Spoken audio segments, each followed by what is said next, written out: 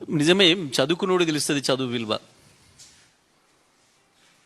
చదువు రానుల్లో కూడా తెలుస్తుంది. పాపం మా పిల్లలు చదువుకోవాలని తాపత్రయపడతారు కొంతమంది చదువురాని తల్లిదండ్రులు కూడా.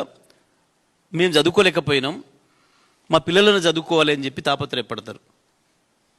ఎందుకంటే చదువుతోనే వెలుగు, చదువుతోనే ప్రపంచాన్ని చూడగలుగుతాం.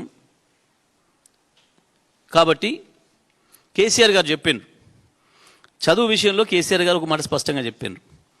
ఒక్క తరానికి కనుక మనం సరైన విద్యను అందించి, నాణ్యమైన విద్యను అందించి, ప్రపంచంలో ఎవరితోనైనా పోటీ పడగలుగుతామన్న విశ్వాసాన్ని కనుక ఇచ్చి పంపిస్తే ఇక ఆ సమాజం తిరుగులేని సమాజం అవుతుంది అని చెప్పి దాని కొరకే కేసీఆర్ గారు ప్రత్యేకించి గురుకుల పాఠశాలల్ని పెంచి, ఎందుకు అంటే గురుకుల పాఠశాల పైన ప్రజలకు విశ్వాసం వచ్చింది.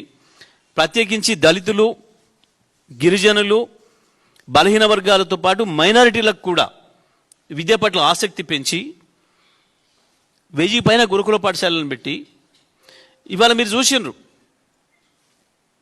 తెలంగాణలో ఇవాళ ఎక్కడ మీరు ఏ జెన్జీ స్టూడెంట్ను పలకరించండి, అద్భుతంగా ఇవాళ హైదరాబాద్లో మాట్లాడుతున్న పిల్లలే కాదు, నువ్వు అది నల్గొండ పోతావా, కరీంనగర్ పోతావా, ఆదిలాబాద్ పోతావా, మహబూబ్నగర్ పోతావా, ఇంకెక్కడికైనా పో, ఆ పిల్లల్ని ఎవరినైనా మాట్లాడించు. నీ ఢిల్లీ పిల్లలకో ఇంకో పిల్లలకో తగ్గకుండా, నీ యూరోప్ పిల్లలకో ఇంకో అమెరికా పిల్లలకో తగ్గకుండా మాట్లాడుతున్నారు మన పిల్లలు. ఇవాళ ఛాలెంజ్ చేస్తున్నారు. మీరు మొన్న చూసిండ్రు, హైదరాబాద్ వేదిక కూడా చూసిండ్రు, ఢిల్లీలో కూడా పోయిన పిల్లల్లో చాలామంది మన వాళ్ళు మొత్తం కూడా మన గురుకుల పాఠశాలల పిల్లలే, పూర్తిగా మన గురుకుల పాఠశాలల పిల్లలు. అది ఎస్సీ గురుకుల పాఠశాల కావచ్చు, ఎస్టీ గురుకుల పాఠశాల కావచ్చు, మైనారిటీ గురుకుల పాఠశాల కావచ్చు. మొన్న మీరు ఇందిరా పార్క్ దగ్గర చూసినారు, వచ్చిన వేలాది మంది పిల్లలందరూ కూడా అందులో మెజారిటీగా మన గురుకుల పాఠశాల పిల్లలు. అది కేసీఆర్ ఇచ్చినది. కేసీఆర్ ఈయన లెక్క మాట్లాడలే, పని చేసుకుంటూ పోయింది. నా పిల్లలు నేను ఎదిగించాలి, నేను పెంచాలి నా సమాజాన్ని. ఆ ధైర్యంతోనే హిమాలయాలు ఎక్కింది, కిలిమంజారోకి పోయింది. అది కేసీఆర్ ఇచ్చిన విశ్వాసం పిల్లలకి. అక్కడాక పోగలిగారు.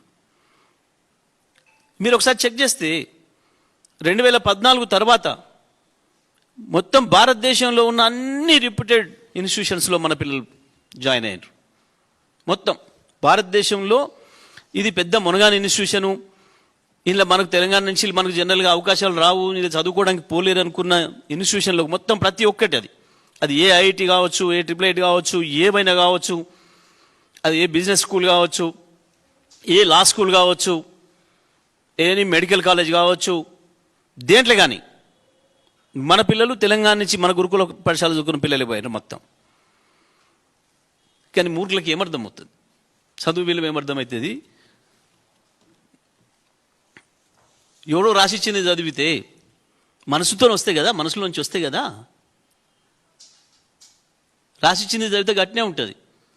అదేదో న్యూక్లియర్ చైన్ రియాక్షన్ లాగా నోటికి ఏది వస్తే అది వాగడు. ఏం క్రిమినల్ వేస్ట్? నీ మొద వేస్ట్. నిన్ను ఎన్నుకోవడం ఒకటే ఈ రాష్ట్ర ప్రజలు చేసిన క్రిమినల్ వేస్ట్. నువ్వు ఒకటే క్రిమినల్ వేస్ట్ ఈ రాష్ట్రంలో. ఇలాంటి మూర్ఖుని విద్యాశాఖ మంత్రిగా ఉంచినందుకు 200 మందిని చంపినాం. ఇప్పటివరకు ఎవడు చేయలే. ప్రపంచంలో ఒక విద్యాశాఖ మంత్రి అనేటోడు పిల్లల్ని మాకు పంపించండి, మేము చదివిపిస్తాం మీ పిల్లల్ని అని చెప్పి తీసుకుపోయి వాళ్ళ ఇళ్ళ నుంచి తీసుకుపోయి విషం పెట్టి చంపిన దుర్మార్గుడు. వాస్తవానికి ఒక్క నిమిషం కూడా అందులో ఉండడానికి వీల్లేదు.